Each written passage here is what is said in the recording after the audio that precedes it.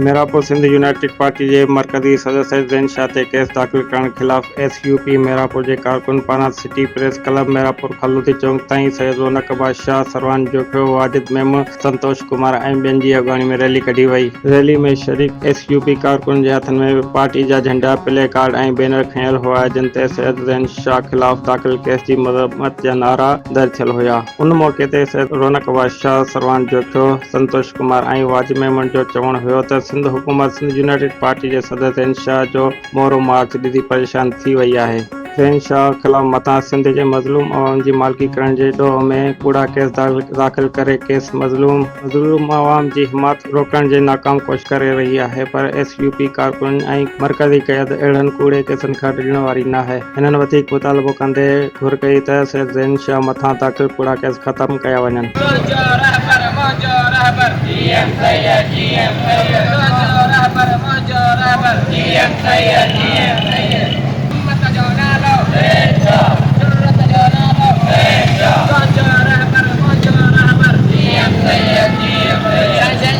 कूड़ा केस